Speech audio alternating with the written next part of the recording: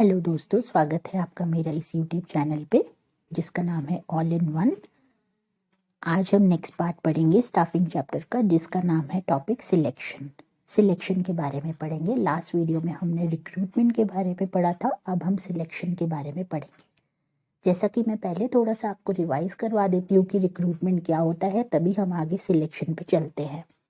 Recruitment का मतलब होता है कि जब भी हम एम्प्लॉयज़ को अभी ऑर्गेनाइजेशन में सर्च कर रहे होते हैं, जो भी हमारे बिजनेस में या फिर हमारे एंटरप्राइज में जगह खाली होती है उसके लिए।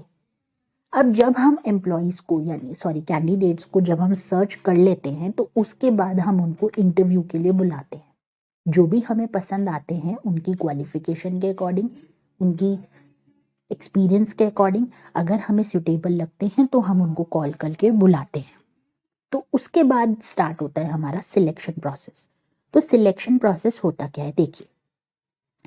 सिलेक्शन एक ऐसा प्रोसेस है जिसमें हम आइडेंटिफाई करते हैं और बेस्ट पर्सन को चूज करते हैं जो हमने रिक्रूटमेंट के टाइम पे कैंडिडेट्स को एप्लीकेशन देने के लिए स्टिमुलेट किया था, यानी कि जोर दिया था।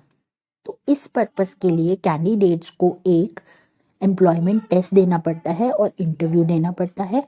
हर एक स्टेज में बहुत सारे कैंडिडेट्स ऐसे होते हैं जो एलिमिनेट हो जाते हैं या फिर कुछ नेक्स्ट स्टेज तक पहुंच जाते हैं जब तक राइट टाइप के एम्प्लॉयज हम लोगों को ना मिल जाए। तो प्रोसेस जो है वो स्टार्ट कहाँ से होता है, एप्लीकेशन की स्क्रीनिंग करके, और ये तब तक चलता रहता है जब तक एम्प्लॉयमेंट ऑफर कैंडिडेट्स को ना मिल जाए, उनको ज्वाइनिंग डेट ना पता चल जाए। ऐसा इसलिए है क्योंकि जो सिलेक्शन का प्रोसेस है वो कहीं ना कहीं जजमेंटल प्रोसेस है। यहाँ पर हमें परफॉर्मेंस पोटेंशियल देखनी पड़ती है कैंडिडेट की कि वो किस तरीके से और कितना परफॉर्म कर सकता है। तो सिलेक्शन प्रोसेस तभी इफेक्टिव होगा जब हम उस पोजीशन के लिए ऐसे इंसान को चुनेंगे जो कि उसके लिए पूरी तरीके से सूटेबल हो। तो अब सिलेक्शन का भी एक प्रोसेस होता है, बहुत सारे स्टेप्स होते हैं प्रोसेस ऑफ सिलेक्शन, जो कि ये बहुत इंपॉर्टेंट टॉपिक है और गारंटेड है कि इसमें से आपके बोर्ड एग्जाम में क्वेश्चन आने ही वाला है। तो सबसे पहला पॉइंट है आपका प्रिलिमिनरी स्क्रीनिंग।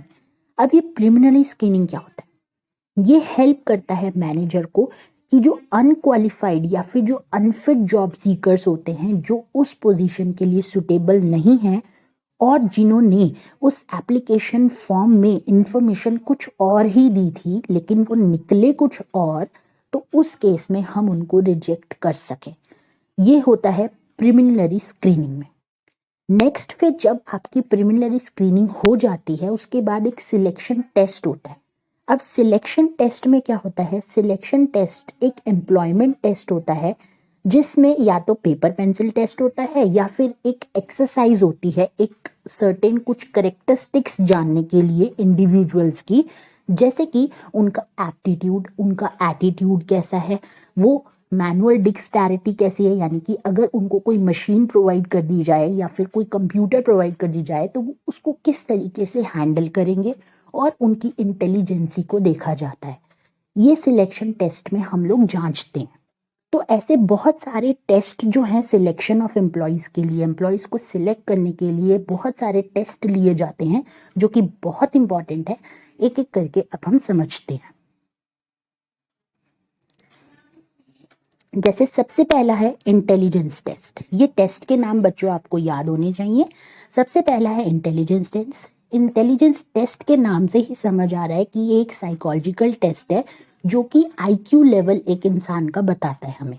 ये एक ऐसा इंडिकेटर है कि जिसमें हमें ये पता चलता है कि उस पर्सन की लर्निंग एबिलिटी कितनी है, यानी कि वो कितना सीखने के काबिल है और वो कितनी जल्दी डिसीजंस ले पाता है और कितनी जल्दी वो जजमेंट कर पाता है। ये हम इंटेलिजेंस टेस्ट से जानने की कोशिश करते हैं। सेकंड है आपका एप्टीट्यूड टेस्ट, जो कि ये बताता है कि उस इंडिविजुअल के अंदर कितनी क्षमता है, कितनी पोटेंशियल है नए स्किल्स को, यानी कि नए नॉलेज को लेने के लिए। इससे पर्सन की कैपेसिटी पता चलती है और ये टेस्ट जो है वो हमें कहीं ना कहीं एक पर्सन का सक्सेसफुल होना और ना सक्सेसफुल होना बताते हैं। थर्ड आपका आता है पर्सनालिटी टेस्ट। पर्सनालिटी टेस्ट में क्या होता है बच्चों, इस टेस्ट को लेने से हमें क्या क्लू मिलता है कि पर्सन के इमोशंस कैसे हैं, उसका मेच्योरिटी लेवल कैसा है, उसकी वैल्यू सिस्टम्स कैसी हैं, किस तरीके से वो रिएक्ट करता है। अगर बाई चांस सपोजिंगली अगर ऑर्गेनाइजेशन में किसी से कोई भी डिस्प्यूट हो जाता है तो वो उसको किस तरीके से हैंडल करता है, ये हमें पर्सनालिटी टेस्ट बताती है, जिससे उसकी ओवरऑल पर्सनालिटी के बारे में हमें पता चलता है। और पर्सनालिटी टेस्ट को बनाने में बहुत ज़्यादा मुश्किल होती है, क्योंकि डिज़ाइन करना इसको इतना टफ होता है, क्योंकि आप नहीं पहचान सकते कि कौन कब कैसा रिएक्ट करेगा। आजकल रिएक्शन जो है इंसानों का वो अनसर्टेन है, मतलब अननोन है, हमें नहीं पता है कि कौन सा इंसान किस तरीके से रिएक्ट कब करेगा। मे बी शायद अगर एक टाइम पे अगर एक इंसान को गुस्सा आता हो तो नेक्स्ट पल उसी सेम बात पे उसको गुस्सा ना आए। तो इसीलिए पर्सनालिटी टेस्ट को डिजाइन करना थोड़ा मुश्किल होता है। नेक्स्ट आपका आता है ट्रेट टेस्ट। ये टेस्ट मेजर करता है कि ऑलरेडी जो उस इंसान का जिसका हम टेस्ट ले रहे हैं उसमें जो ऑलरेडी स्किल्स हैं वो कैसी स्किल्स हैं। इससे हमें ये पता चलता है कि उसकी लेवल ऑफ नॉलेज क्या है और वो उस काम को टेक्निकली कैसे सॉल्व करेगा, कैसे करेगा।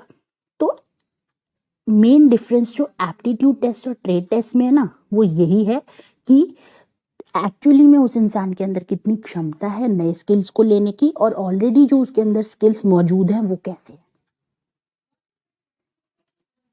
नेक्स्ट है आपका इंटरेस्ट टेस्ट। हर एक इंडिविजुअल जो है ना वो अट्रैक्ट होता है किसी ना किसी जॉब के लिए। इंटरेस्ट टेस्ट हम इसलिए लेते हैं, हम ये जानने के लिए कि भाई उसका क्या वाकई इस जॉब में इंटरेस्ट है तभी उसने अप्लाई किया है, या फिर उसके ऊपर कोई प्रेशर है, या फिर वो जबरदस्ती उस वैकेंट पोजीशन के लिए अप्लाई कर रहा है। कई बार आप लोगों ने देखा होगा कि कोई भी इंसान अगर जॉब करने के लिए जाता है तो वो बेमन जा रहा होता है, हालांकि उसका सिलेक्शन हो गया है बट वो बेमन जा रहा होता है, उसका मन नहीं होता है। ऐसा क्यों होता है? कहीं ना कहीं मे भी शायद उस पर बहुत प्रेशर हो, उस पर कहीं ना कहीं दबाव है, उसकी सर्कमस्टांसेस ऐसे हैं कि उसको जॉब वो करनी पड़ेगी। तो इंटरेस्ट टेस्ट हमें ये बताता है। तो ये तो थे हमारे टाइप्स ऑफ टेस्ट। अब जब प्रिलिमिनरी स्क्रीनिंग हो गई, सिलेक्शन टेस्ट हो गए, अब होता है एम्प्लॉय का इंटरव्यू। इंटरव्यू में क्या होता है? इंटरव्यू जो है एक फॉर्मल है, कन्वर्सेशन, फॉर्मल कन्वर्सेशन होती है जिससे हमें एप्लीकेंट की सूटेबिलिटी पता चलती है। और जो इंटरव्यूअर का रोल होता है वो यही होता है कि जो सामने बैठा है इंटरव्यूई, यानी कि जो कैंडिडेट बैठा है उसकी इंफॉर्मेशन को पूरी तरीके से निकाला जाए। और इंटरव्यूई का भी राइट होता है कि वो इंटरव्यूअर से पूरी तरीके से हर एक अपने क्वेश्चन को पूछ सके और अपनी प्रॉब्लम को सॉल्व कर सके। जब एम्प्लॉयमेंट इंटरव्यू हो जाता है तो उसके बाद रेफरेंस और बैकग्राउंड चेक होता है। बहुत सारे एम्प्लॉयर्स जो है वो रिक्वेस्ट करते हैं नेम, एड्रेस और टेलीफोन नंबर का। इस पर्पस के लिए वेरीफाई करने के लिए उनकी इंफॉर्मेशन को और एडिशनल इंफॉर्मेशन पाने के लिए। अब जो पहले से वहां पर काम कर रहे होते हैं उनका भी रेफरेंस चल जाता है आजकल, तो इसीलिए रेफरेंस और बैकग्राउंड चेक जो है वो ज़रूरी होता है। कहीं ना कहीं हमें जानने की कोशिश करनी पड़ती है कि एक्चुअली में जो इस इंसान ने हमें इंफॉर्मेशन प्रोवाइड करी है वो सही है या नहीं। नेक्स्ट आपका आता है फिफ्थ, सिलेक्शन डिसीजन। अब जब रेफरेंस और बैकग्राउंड चेक हो जाता है तो कुछ सिलेक्शन डिसीजन भी होता है। फाइनल डिसीजन कब होता है कैंडिडेट्स का? जब वो टेस्ट पास कर लेते हैं, इंटरव्यू क्लियर कर लेते हैं और रेफरेंस चेक उनका कंप्लीट हो जाता है। तो मैनेजर जो है कंसीडर करता है फाइनल सिलेक्शन, क्योंकि वही रिस्पॉन्सिबल है न्यू एम्प्लॉय की परफॉर्मेंस के लिए। तो उसको बहुत सोच समझ के सिलेक्ट करना पड़ता है, क्योंकि अल्टीमेटली जब उसने सिलेक्ट करता है ना वो, और जब वो कैंडिडेट अपना काम करना शुरू करता है तो उसकी परफॉर्मेंस बेस्ड पे मैनेजर के ऊपर ही कहीं ना कहीं सवाल उठता है कि तुमने ही इस कैंडिडेट को सिलेक्ट किया था। तभी उसको बहुत सोच समझ के सिलेक्शन डिसीजन लेना पड़ता है। अब जब सिलेक्ट हो जाता है तो मेडिकल एग्जाम होता है। जब सिलेक्शन डिसीजन हो जाता है तो जॉब ऑफर करने से पहले कैंडिडेट को एक मेडिकल फिटनेस टेस्ट देना पड़ता है। जॉब ऑफर तभी होती है कैंडिडेट को जब ये डिक्लेयर हो जाता है कि कैंडिडेट जो है वो पूरी तरीके से फिट है। जब मेडिकल एग्जामिनेशन हो जाता है तब उसको जॉब ऑफर होती है। तो नेक्स्ट स्टेप जो है सिलेक्शन प्रोसेस में वो ये है कि जॉब ऑफर उनको होती है, उन एप्लीकेंट्स को होती है जो कि सारे प्रीवियस जितने भी पॉइंट्स हैं, जितने भी हर्डल्स हैं उनको पार कर लिया उन्होंने। और जॉब ऑफर उनको होती है लेटर ऑफ अपॉइंटमेंट के थ्रू, दी जाती है। एक अपॉइंटमेंट लेटर होता है जिसमें पूरी conditions, details, rules and regulations और डेट ऑफ ज्वाइनिंग प्लस उनके वर्किंग आवर्स ये सब मेंशन होता है, उनकी ड्यूटी क्या रहेगी ये सब मेंशन होता है।